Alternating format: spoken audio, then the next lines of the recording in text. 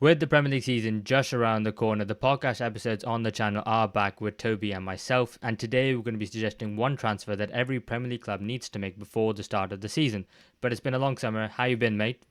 Yeah, very well, thank you. Very, very excited to be back on the podcast and straight back into it, especially after the Lionesses brought it home very recently, which was great to see. So yeah, excited for more football to come as well. How about you? Yeah, summer's been good, thanks, mate. Had so much football, honestly. The Nations League, Club World Cup with Chelsea winning it, the Lionesses, like you said as well. So it doesn't really feel like we've got a break, but as a football lover, I'm not complaining too much.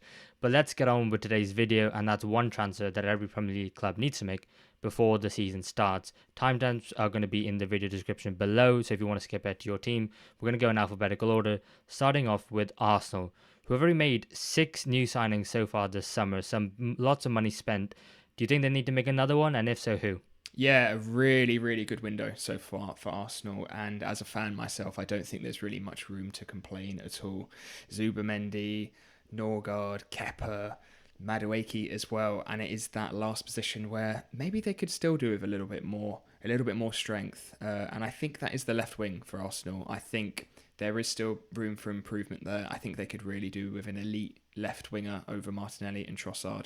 I think two players who could potentially do that are two players they have been rumoured with, Rodrigo and Eberiche Eze. Both very different players, both different profiles, both expensive, I think they would be, but I think they would really strengthen Arsenal's attack. And I think having one of those as cemented as sort of that starting left winger for Arsenal, I think would be really, really big for them, especially Rodrigo holding that width, really clinical when he does get inside, and I think would be a massive statement signing for Arsenal. Mate, I completely agree with you. That's the one where I thought if you could get a striker and Rodrigo, that would be Arsenal right up there for challenging the league next season. I do wonder though that, since you've already got Trossard and Martinelli out on the left, now Madueke and Saka on the right, do you really have the room for another signing? But if there was to be signing, it would be in those positions. If you were to get a player, who do you think would kind of move out of that side and maybe end up having to get sold? Yeah, I think the most likely player to go would be Trossard. I think given his age profile and he's only got 1 year left on his contract, which is a shame because I think if we sign somebody like Rodrigo, a similar profile to Martinelli and maybe Trossard would be the one who would offer something slightly different potentially off the bench.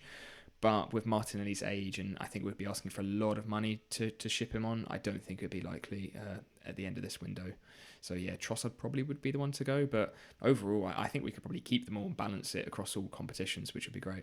Yeah, I think you've probably got it sorted already. And I think, if anything, if you can tie up Saka and Saliba to new contracts, you probably don't need to sign anyone. I think that'll be 10 out of 10 for a bird, the first transfer window. But yeah, so Rodrigo for Arsenal. Let's move on then to Aston Villa, who haven't made too many signings, which is a bit of a contrast to last summer when they were involved in the kind of makeshift PSR deadline. And I think for me, I know they may be waiting to offload a few more players before they end up signing a few more players, but I'm really worried about if Ollie Watkins goes down, who they're going to sign to replace him, because obviously they sold Duran in January. They brought in Marcus Rashford. He's no longer at the club because he's now signed for Barcelona. I think obviously they signed Redmond from Feyenoord, but he's still young, 19, only made 19 appearances. I don't think he's quite ready, but one for the future definitely. So I'd go ambitious and I would sign Randall Kolo. Yes, it looks like he's going to be signing permanently for Juventus, where he was on loan in the second half of last season. But I think in terms of having a different profile up front, in terms of having a more physical striker who can link up play, Watkins obviously, is a fantastic striker. In 16 goals and 8 assists in a bad season for Aston Villa, so did remarkably well. And I think Mouani, 8 goals, 2 assists last year. He's clearly got the potential. I think the work rate off the ball maybe needs to be improved a little bit, but I thought the same when Rashford joined Villa from United. So I think Emery can get the best out of him. And I think a different option, someone who could dovetail perfectly alongside him in replace of Watkins, I think that would work out really well. Again, probably not going to happen, but I wanted to go ambitious for it because I think Villa, that's where they're trying to go in the future as well. So my suggestion is random Kolomuani. Any thoughts on that? Yeah, I think that's a really nice shout as well because I think it gives Villa options because he is somebody who can probably play on the wing as well. I know he does sort of like that left half space is that sort of player who would then cut in. And I think even at times you could have Kolomoani and Watkins playing together because it feels like Villa don't really have many many wide players who I think are really preferred. You've obviously got players like your Morgan Rogers or John McGinn who I feel like are more central players who end up playing out wide. So I think some more firepower up there, yeah, would be really good for them. I think it would be expensive, and I think PSG will want a lot of money considering how much they invested in him. But it's definitely something Villa could do with, like you said, if Watkins gets injured, it's going to be a little bit scary for Villa if they don't sign anyone. Yeah, absolutely. Let's all move on then to the South Coast and Bournemouth. They've had lots of departures so far this summer, but a potential incoming. Do you have a suggestion for them? Yeah, this one was actually a really difficult one, which is surprising given sort of some of the teams on this list when you think they would have a really complete squad. But it really feels like Bournemouth do have a very, very good squad and a squad that covers a lot of positions, I think. There's not really, for me anyway, necessarily an area of weakness, especially in their starting 11. I think they've got a fantastic team. They have seemed to replace Kirkes. They have signed that new fullback. They've replaced Kepa, who's now gone to Arsenal, with Petrovic from Chelsea. So I think maybe the only position that could do with a little bit more cover is that centre-back role where Dean Huijsen has gone. I imagine it's going to be Senesi and Zabarnyi as their sort of centre-back duo for this season coming. And a little bit more cover there I think would do them some good. So I think a player who could offer that is Arthur Theate, playing for Frankfurt at the moment, the Belgian defender, 6'3", really strong, really good on the ball as well, which I think is important for Bournemouth. Somebody who could play left centre-back or left-back, cover numerous positions and really strengthen that squad for Bournemouth. Probably cost them around 25 to 30 million as he has only been at Frankfurt for a season, but I think it'd be a really nice player for them and somebody who could transition sort of in and out of the squad, and I think that gives them three really good options in defence. Yeah, I absolutely agree with you, mate. I've seen clips of him. I haven't really seen any matches, I'll be honest. But what I've seen, he looks like a really talented player. I don't know too much about him. But also, you got to factor in, I mean, Zabani's being linked with PSG and Tottenham, and he looks like he's not going to be staying either. And that could really like throw a span in the works. They could lose, Bournemouth could lose their keeper, both the centre back and the left back in one summer. And so I think keep a hold of that forward line and replace the defenders, like you said, made a great suggestion. And I think that who knows, maybe they could have a similar season to what they had last year. But it does feel like just as they're on their up, they're getting all the players taken away from them before they can do anything really with them, which is a bit of a shame. But yeah, I think that's a very solid shout. Moving on then to Brentford. And I was struggling with Brentford because I'm trying to first figure out how Keith Andrews is going to play. I've been watched highlights of their game against Gil Vente, the Portuguese side, and it seems like Keith Andrews is going to play a 4-2-3-1. That's the formation he played at least. And if you've got Igor Thiago and Vissa up front, that's fine. And if Vissa stays, then that's good. But if he doesn't, you'll have to replace a striker then. But for me, I think they need to get a right winger first because Buemo has definitely gone. He's joined Man United, that's official. And so you could probably go Keane Lewis Potter and Kevin Schade on the left-hand side. Maybe they could do a job on the right-hand side as well. Fabio Carvalho could do a job on the right-hand side as well. But for me, I think they need another right winger. And so I've gone for Ernest Nuama of Lyon. The 21-year-old, he's left-footed. He likes to stay on that right-hand side and then cut in on his left foot. He has also played previously down the middle and on the left-hand side as well. 6 goals, 2 assists last season in all competitions for Lyon. So one that definitely going to need a bit of time and a bit of improvement. But I think it's going to be a joint effort to try and replace Brian and Boomer from last year because someone else can take the penalties. And if you think about it in terms of general play, if they can have someone who can be push up on that right hand side, be as progressive in his carries, be as attacking and dangerous, I think they can have enough to cover it as long as they keep Vissa, because I think if they lose Vissa and Mbumo, it's going to be difficult and it's going to be tough. And new manager who was there previously on the coaching staff, but different way of playing, it's going to be difficult for Brentford, I think. But they're a club who do like to surprise you, and you never know. So I've gone for Ernest Nuama of Lyon, but it's going to be difficult, I think, for Brentford next season.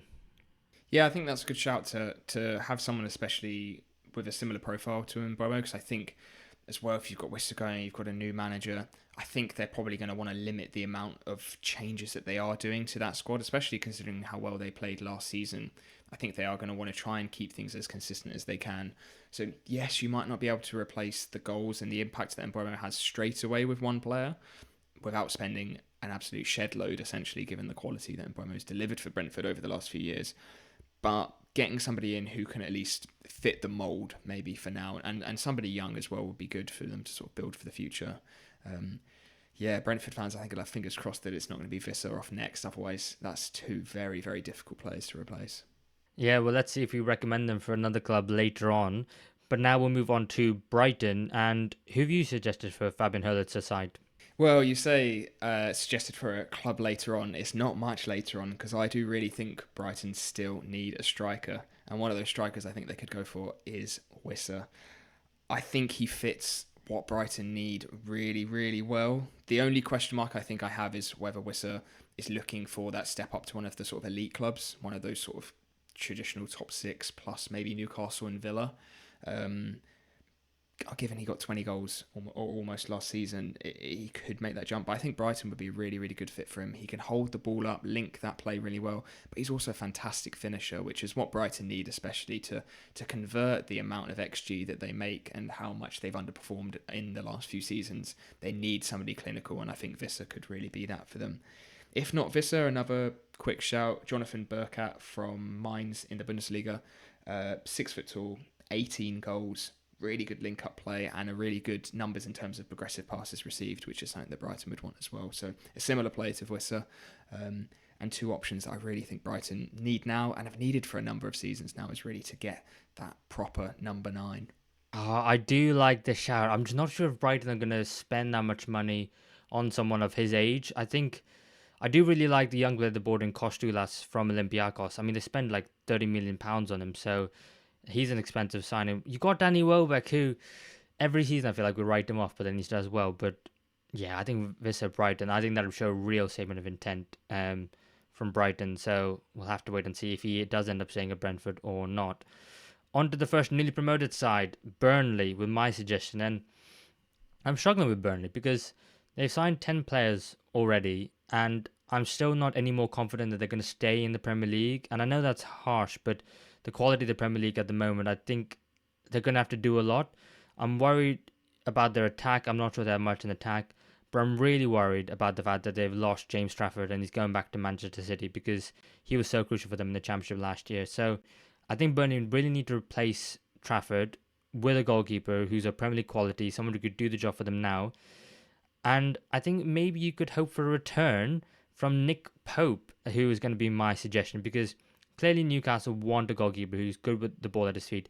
They wanted Trafford. They look like they maybe now might be going for Ramsdale.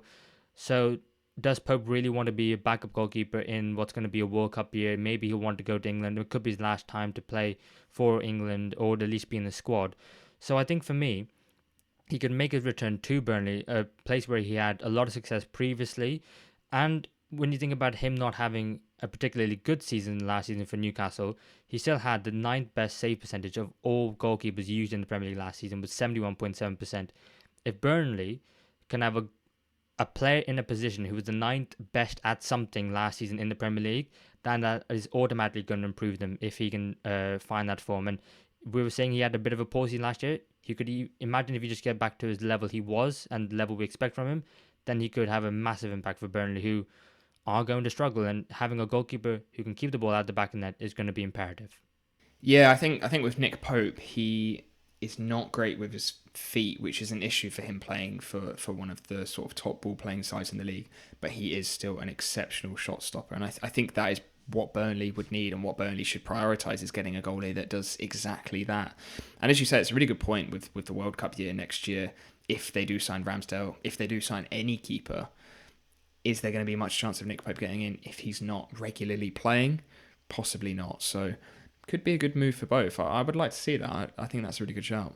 Yeah, they've also signed I can't remember his name, Max Weiss, I think it is, from Germany. He's still only 21, and do you really want to be chucking him into a Premier League season for the first time? I mean, you could ruin him before he even has a career at Burnley. So I think an experienced head is what they really need. But yeah, you're going up next with Chelsea. Do they need to sign anyone else? Yeah, I think similar to Burnley, they could also do with a goalkeeper. We said the same last season, and they signed goalkeepers. They signed Sanchez, they signed Jorgensen, they signed Petrovic. None of them seem to be really sticking or performing particularly well for Chelsea, to be honest, and I still think it's an area that they should be going for. Missed out on Mike Mignon, which would have been an amazing signing. I think that would have been perfect for them.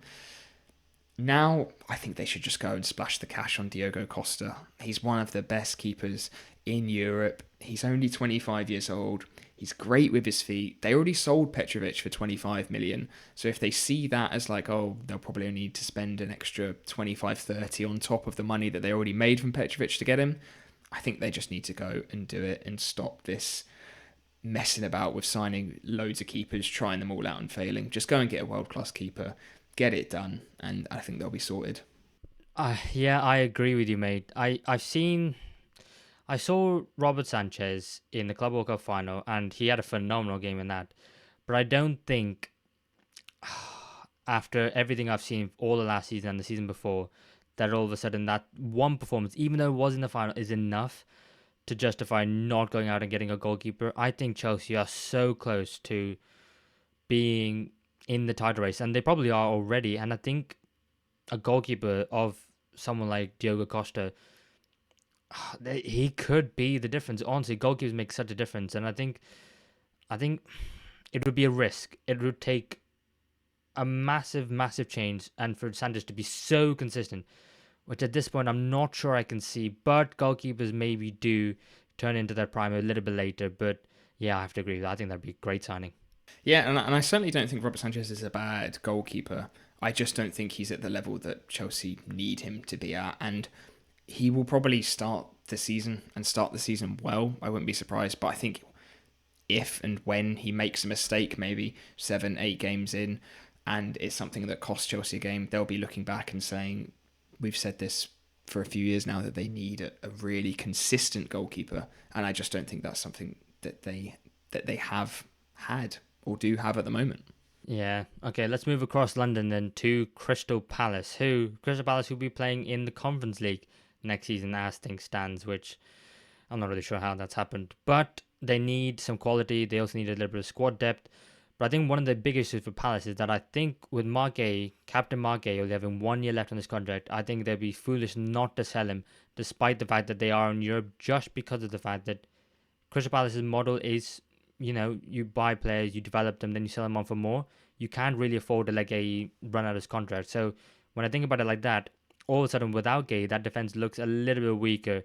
Yes, you've still got Lacroix, you've got Richards, you've got Lerma, but behind that, maybe Klein, Chadi Riyad is still out with his ACL injury. I think they need a lot of quality, and they should probably not look too far. They should probably go and get someone who's ready for them right here, right now. And why not go back for the player who was on loan last season in Trevor Chalobah? Yes, he got recalled by Chelsea, but he came in for a couple of games. I think he only played 13 or so it was in the second half of last season when he did get recalled. So he ended up being more of a squad player and someone to help out in an injury crisis. But I think for Palace, he'd be a mainstay, he'd be a starter, he'd be one of the best players in the team. At 26 years of age, I think he needs to go out and play regular first team football, and I think he could do that for Crystal Palace because he was exceptional there in the first half of last season. So I'm sure he enjoyed the club, enjoyed the experience of being there. I'm sure Glasner would love to have him back. It just might be a little bit pricey, and you might end up using most of the KE money. But in terms of a tap in terms of if you want a quality to replace quality, just go out and get Trevor Chalobah, in my opinion. Yeah, I really like that, and I think he's a player you could suggest for a number of teams to go and sign. I can't see him being a starting centre-back for Chelsea. I just don't think that maybe they trust him as much, and maybe he's not as good on the ball as some of their other options at the club. So I definitely think that'd be a really good fit. It would be easy for Palace to go and get him. Yeah, it might cost them a little bit more, and I think Chelsea will hold out for a decent bit of money, especially knowing that Palace might be in a situation where they have to sign a centre-back if Gahey goes. But I think that it just makes sense, doesn't it? That's a really good shout. Yeah, so who are you going to suggest next for Everton at the Hill Dickinson Stadium next season? Yeah, big season ahead for Everton. Big season.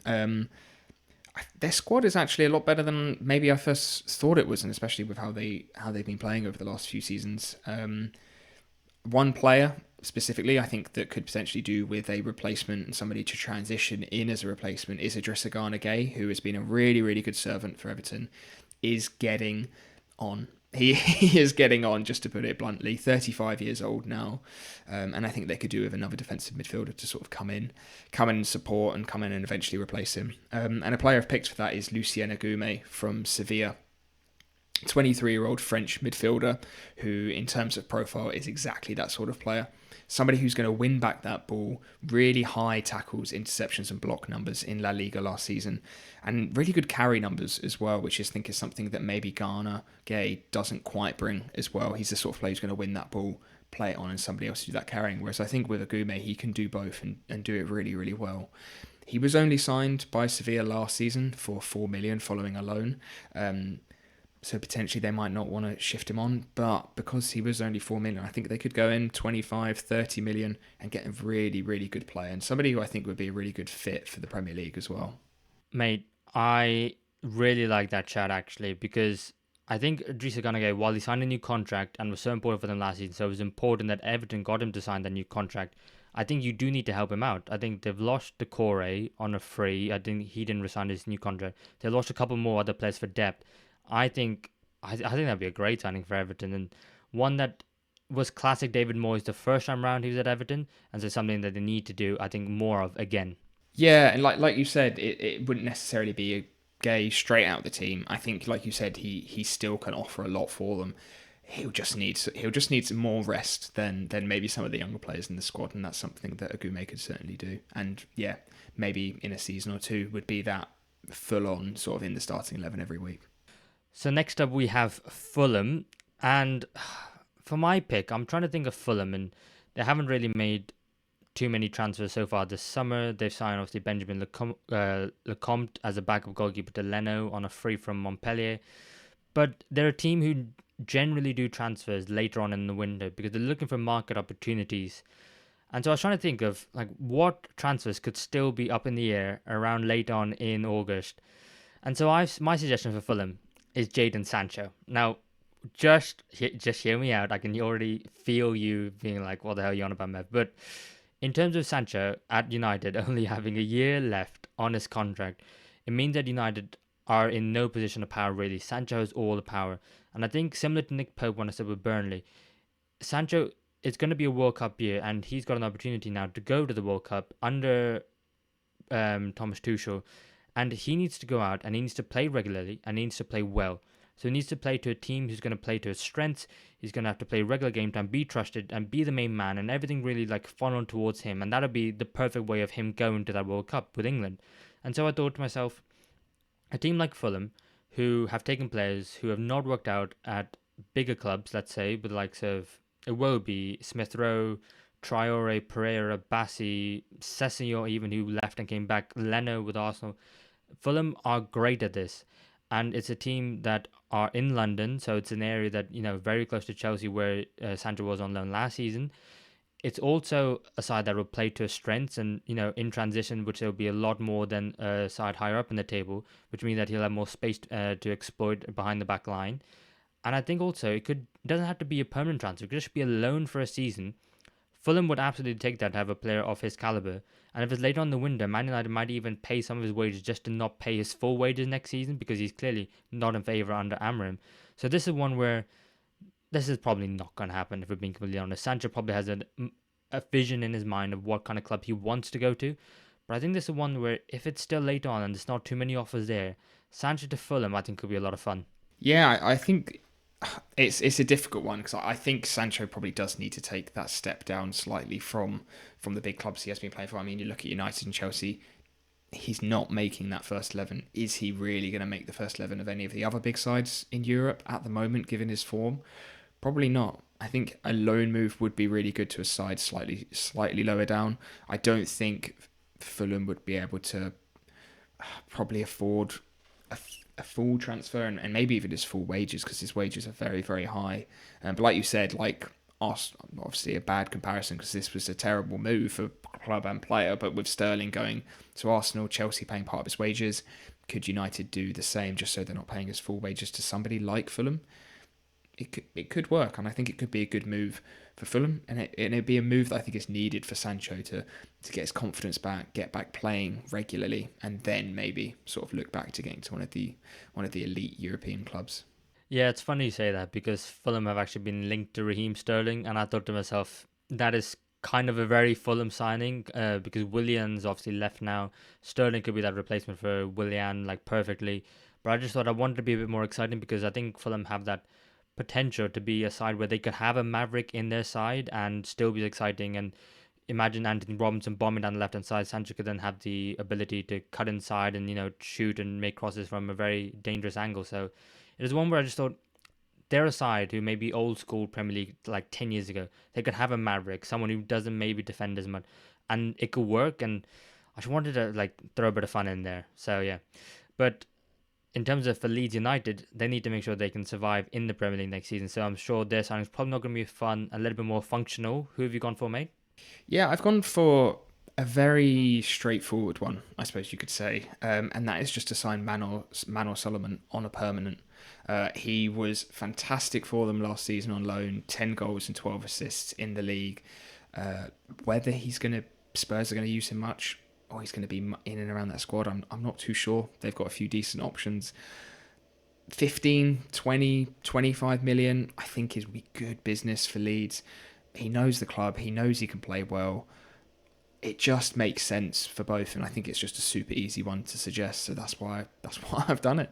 Yeah, I think you're absolutely right. That one makes perfect sense. I think that's one that happens later on in the window, depending on what Spurs have done. And if Leeds are thinking to themselves, well, he was great last season and we still can have him, then I think they will make that signing. But I think it's more of a game of poker with that one, and I think I can definitely see it happening. Next up is Liverpool, then, the current Premier League champions, who have splashed the most cash out of everyone else so far. Yes, they reportedly want Isak as well, but I think for me as a Liverpool fan, I'm still very much scarred by that 2021 season, which was the lockdown season, when Liverpool went into it with only 3 centre-backs. Van Dijk then ruptured his ACL. Then Gomez and Matip got injured as well. They were playing central midfielders at centre-back and the likes of Binho, Henderson. Then they were playing the youngsters. They didn't quite work. They loaned in Ozan Kabak. That didn't work. And then they ended up going with the iconic duo of Phillips and Williams. But Liverpool only have 3 centre-backs at the moment. And already Joe Gomez has been sent home from the preseason tour early through an injury. So that, and with Konate only having 1 year left on his contract, I think Liverpool need to go out and buy a starting centre-back right now. And I'm sorry, Crystal Palace, but I'm going to suggest Mark Gay, someone who they have been linked with prior to the tragic death of Diogo Jota. It looked like they were going to get a line very soon. Obviously, because of that situation, it seems like things have slowed down a little bit. But I wouldn't be surprised if they decided to pick it up again, because at 25 years of age, he's only got 1 year left on his contract, going to cost probably less than 50 million. It can play left centre back and right centre back. Can be the one to rotate with Van Dijk to give him a rest, but also compete with Konate on that right hand side. He's an England international, in my opinion, arguably England's best centre back at the moment. And for me, this just seems like an absolute no brainer. It's a tap in. It's one that will hit the ground running, and I think Liverpool should go out and should make the deal. Yeah, I think that's one that gives rotation options in the short term, but I think long term that really comes in as somebody who could be Van Dijk's replacement. I think Gahey has the quality. I think he has what is needed to be a real top level centre back, and somebody who, because Van Dijk is getting on. It's difficult with Van Dijk because he doesn't look like it, but when you see his age, he will need replacing not too far away. And somebody like Mark Gahey, I think, is certainly a player who could do that. I feel like I have to ask you about it because we're talking about Liverpool at the moment, but just a quick word on your thoughts about the Isak situation. If he were to join Liverpool, how that would look, and what are your thoughts on it? I think it would be an amazing move for Liverpool, obviously. I think they really do need a striker, which I'm not sure if Ekitike is that man. I think Ekitike is a very strange signing. I think maybe he's going to be... I think he's quite similar in profile to Gakpo, and I'm not sure where he fits into the team. If Isak comes in, I feel like, as amazing as a sign as that is, and as jealous as I am, I'm not sure what Ekitike brings, or if that was a bit of a waste of money in a way. I feel like maybe just should have gone for Isak. But two good players. Well, one good player I would say in Ekitike, and one elite player in Isak. I'm not sure. I feel like I'm just rambling on, talking nonsense now, so I'm just going to pass it back. No, that's fair enough, mate, because I think it's all a little bit confusing with the situation with Liverpool and Arsenal signing strikers, and then Isak saying that he wants to explore his options. It's all very confusing, and maybe one day in the future it will come out of like what actually happened, but I think if Liverpool were to get Isak, it'd just be a bit greedy. But it would feel like Liverpool have too many superstars, and that's something that I don't think we've said about a Premier League side for a while now. So it'd be really interesting to see how that happens, if it develops, if it's just contract negotiations. We'll have to wait and see. But we'll move on to Manchester City, who didn't have the Club World Cup they were probably hoping for, have already splashed a lot of cash. Is there any areas for improvement you think so far still that they need to improve on? Yeah, one of the most stacked squads in the league. Just so many players of such high quality, especially in the midfield and front line. I do think there is maybe one position where I'm not 100% convinced by their options, and that is right back. Looking at Rico Lewis, potentially Nico O'Reilly, Mateus Nunes, all have had minutes there this season gone. And I think as good as they are on the ball when they're inverting, I still think there's some big defensive question marks over all of those players. And that really feels like the area that teams are exploiting against Manchester City and will exploit this coming season.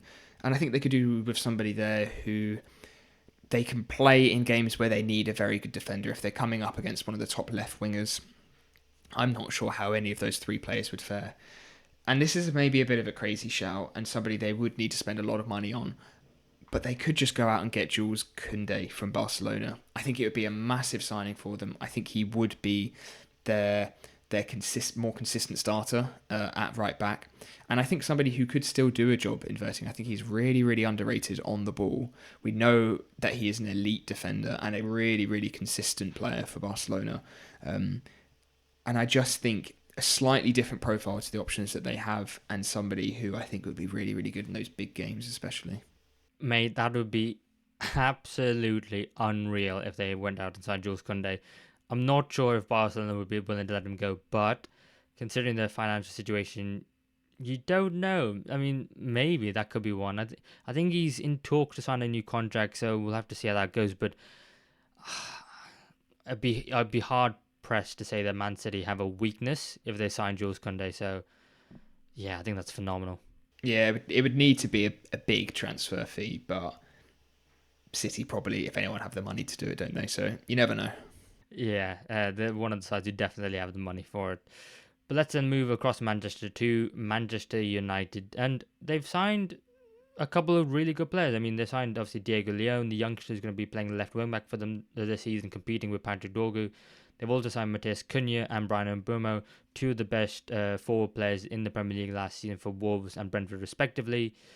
But what do they need next? I feel like they are going to be waiting for more outgoings before they do some more ingoings. But I think it was always kind of quite agreed upon in among the fan community that, Man United need a striker, they need a striker, they need a striker.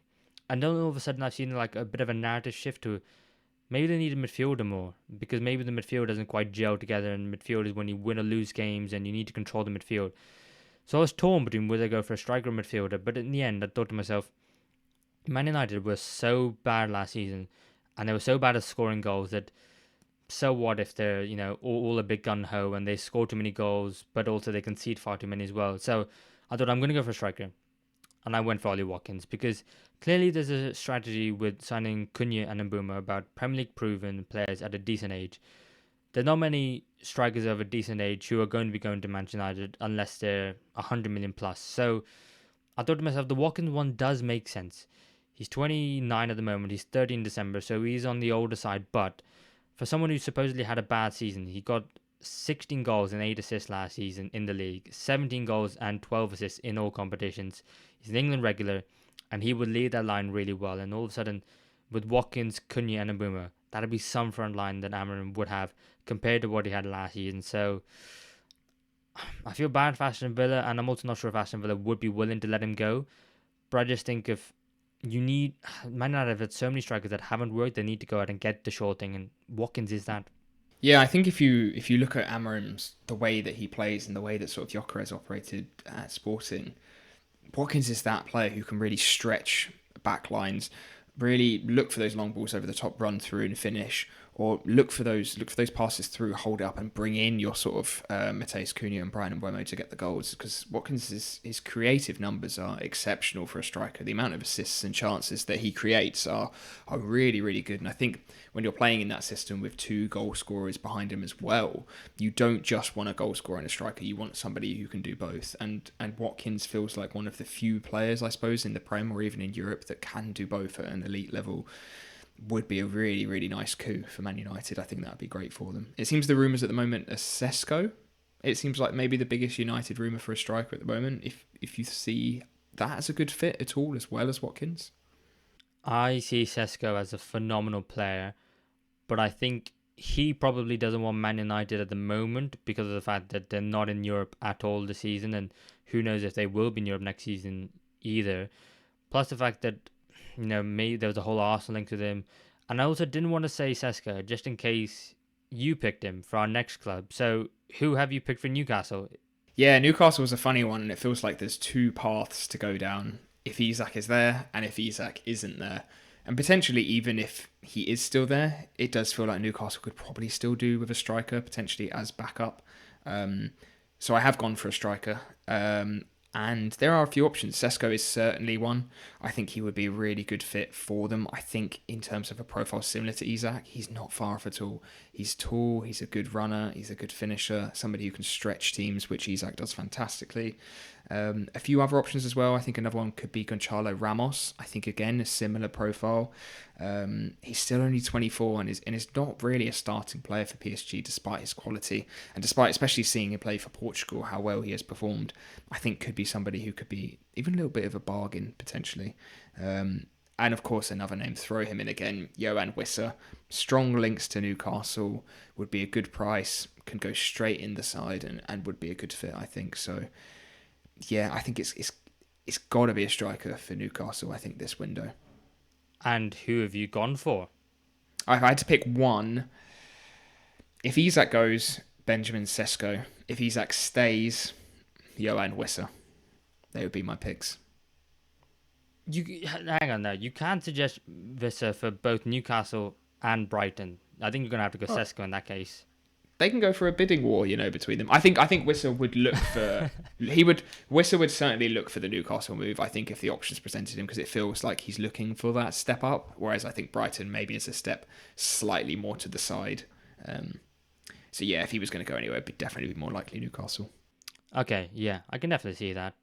So from Newcastle to Nottingham Forest, and I was struggling a bit with Nottingham Forest. I was struggling with a couple of these sides. Nottingham Forest was one because they've signed a few players already in positions that I thought they needed. And so when I thought about them now being in the Europa League in the expense of Crystal Palace, I thought to myself, what do they need? And I thought maybe Anthony Elanga leaving. They do have options on the right-hand side. Obviously, they're signing Dan and Doy as well from Bologna, which looks like a really, really good signing for them.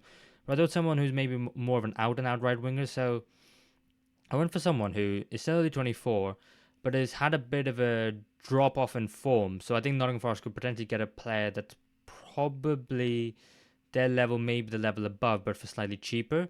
And I've gone for Takefusa Kubo. Last season or the season before, I think a lot of people were suggesting him for being one of the very elites. He's kind of stagnated a little bit, but he's still only 24. He got 7 goals and 4 assists last season. For Sociedad side, they finished 11th in La Liga, who only scored 35 goals, I think it was. So they didn't have a great season last year. But the year before, obviously, they finished higher up in the table. They got to the Europa League places, and Fuso and Sociedad in general just had a much better season. That's when he was being linked with the clubs higher up. So I think for me, it's someone who, progressive carries averages 5.19, 2.67 successful take-ons per 90, 4.84 touches in the opposition's box. He's one of the best attackers at what he does and carrying the ball and getting into the final third. If he can just improve his finishing, then I think that he could be absolutely phenomenal. And he might take a little while to adapt to the Premier League, but I think this is a signing for, especially for being in Europe, that they could definitely use him in that, and then someone who can then adapt to the Premier League at the same time, and it works out perfectly. So, yeah, this would be a bit of a coup, I think, if Forest get him, but I'm going to go for Takefusa Kubo. Yeah, that would be a crazy signing for Forest if they can get that done. And it feels like if you would have said that maybe a year or two ago, it would have been unrealistic. But I think with the way that Forest are progressing and what they're trying to do, I don't think it would be completely off the cards. I think he's a similar sort of player in terms of profile to Elanga as well. Somebody who can really pick up that ball and drive forward, especially when Forest are transitioning and transitioning at real pace. I think Kubo would fit really, really nicely in there.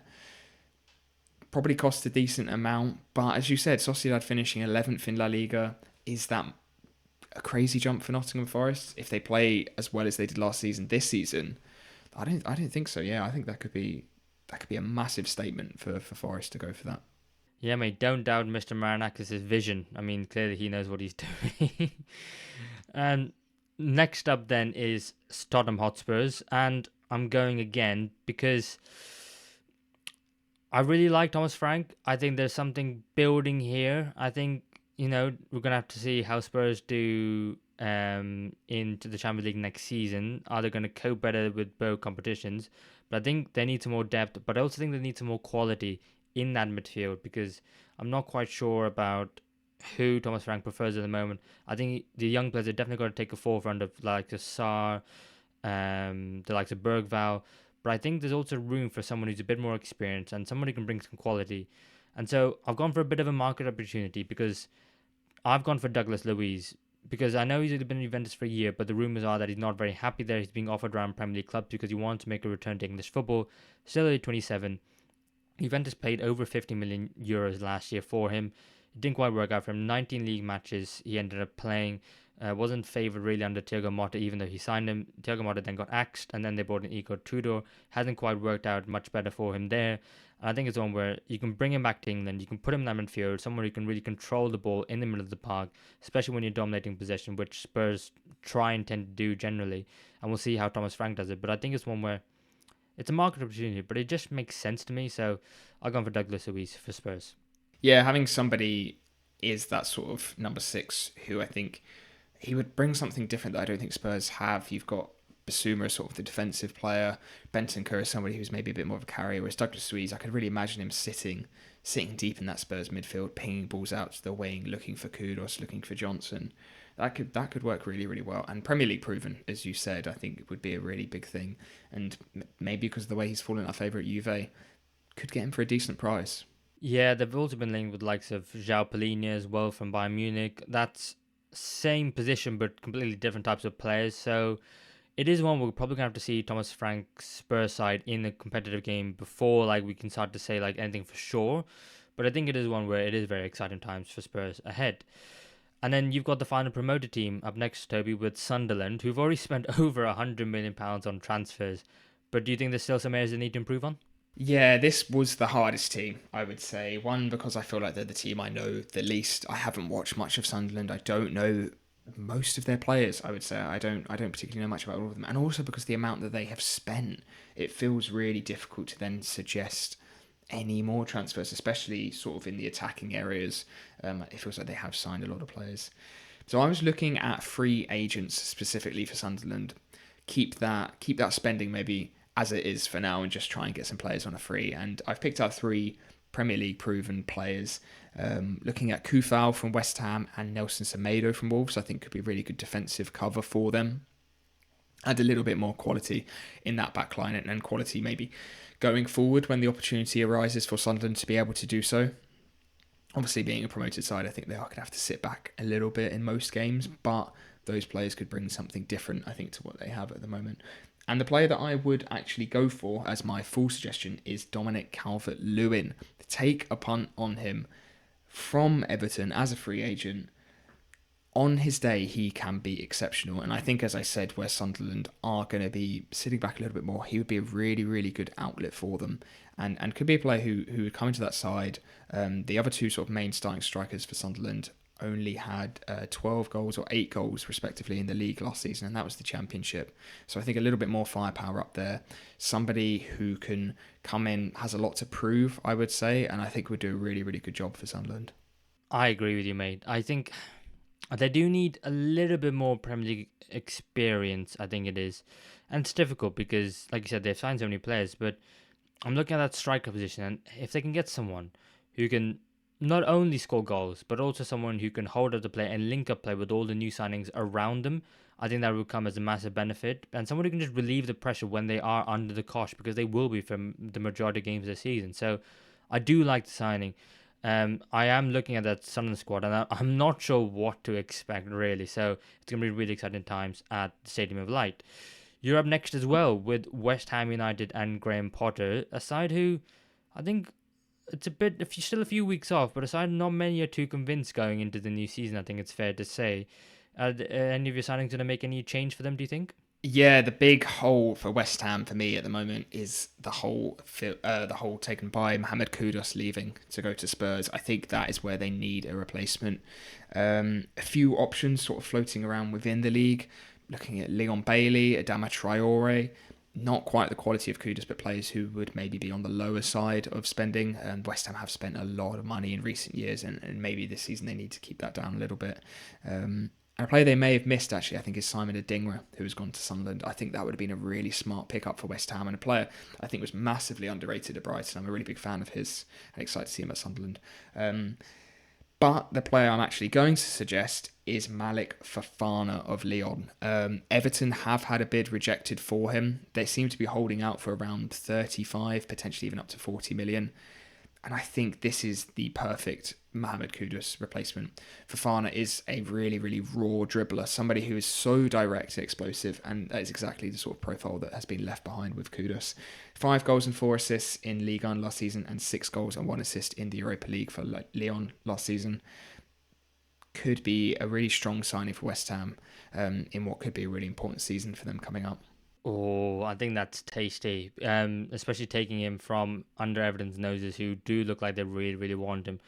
I think Malik Fofana just in the Premier League will be great. I think it'd be great for several clubs, and I think for West Ham that'd be a real coup signing, and I think that would also be one that would definitely improve the morale of the fan base at the moment, who are maybe a little bit on the pessimistic side with what's going on. There's question marks about Graham Potter if he's a good manager, but if they can get the recruitment right, and I think Fofana would be a great choice, then they can definitely bring the vibes back, I think. Yeah, this feels like you said, they need a bit of a pickup. They don't really have many players I think they can look at and say, these are the players, if we're having a bad game, are going to be the ones who are going to step up and really carry us forward. I think you would have looked at somebody like Lucas Paqueta to do that, but it feels like last season he was really disappointing. I think if he can get back to his top form, then that would be huge for them. If not, maybe somebody who can come on the bench in that attacking midfield position, I think would be really good for them. Yeah, that makes sense. And then we're on to the last one. Wolverhampton Wanderers. Always last, sorry, but we'll make sure we'll cover them in depth. I think that for me, I think they've found a few decent players going forward, and that they've looking like they're going to replace Matthias Cunha well. For me, I'm a bit worried about that left wing back position with losing Ryan Nuri going to Manchester City. I think he was the perfect wing back, and I think he had everything in terms of going forward and defensively. And replace someone of similar quality is going to be difficult. But I think I've maybe got a player who is going to cost a lot. But he got 2 goals and 7 assists last season for Strasbourg. He's still only 20 years of age. And I think if you don't get him now, Wolves, then I think that, next season that someone else of a much higher team going to be in Europe are going to grab him. And that is, of course, Diogo Moreira at Strasbourg. Because this is someone who started his career in Belgium, then moved to Benfica during the younger years, then before moving to Chelsea, on loan at Strasbourg the season before last, and then joined them permanently. And I think really that what I saw of him last year, he was the perfect left wing back, getting up and down, being really great in terms of his successful take-ons, progressive carries, and opposition touches in the final third. I think it's one where maybe 30, 35 million you could get him. It looks a bit steep, but I think with maybe Wolves, West Ham, and a couple of these other sides, there may be at the lower end of the table being like linked with flirting with relegation. I think it's better just to make sure you're not in that situation whatsoever and sign someone who's on a very similar level, I'd say, to Ryan Nuri. Not Premier League proven, so it might take him a little bit of time. But you've got enough right wing backs that they could cover at left wing back as well. You've got like the likes of Bellegarde, who's very versatile as well, could cover left wing back as well. So for me, I think go out and get Diego Moreira. I think that would be a fantastic signing. It would be a signing which a lot of bigger clubs would be looking at going, wow, we wish we signed him. And you get him now after only one season at Strasbourg. Strasbourg make a profit. Then you got a player on your hands and you could sell for maybe double that money later on the line. So it's ambitious, but I think you'd rather go for it and rather make sure that you're nowhere near the bottom of the table than maybe undersell yourself and maybe go for a player who's going to not be as good as Ryan Newell because he was fantastic last year. Yeah, and he would be an expensive buy, but I think the money that they have got for Cunha and Aït-Nouri, they did well to get the money that they did. So they've got it to spend, and I think the impact that Aït-Nouri, you would say behind Matheus Cunha, he was probably the second most important player to Wolves going forward, especially anyway. And I think that is a position they need to replace it with quality. And I think Wolves will still have that really nice attacking unit that we saw last season. Yeah, I am quite bullish on Wolves in general for next season. I think I really like the second half of the season. I think Cunha and Ryan Nuri, they just need to be a bit careful, but I think they will probably be fine. I want to see teams lower down the table just go for it really, and I want to see some different teams in the mix because there's always a surprise. And I don't think Wolves will be it, but I would like to see them, just get away from the relegation because it's been far too long. But there we have it. Those are one signing that every Premier League club needs to make before the start of the season.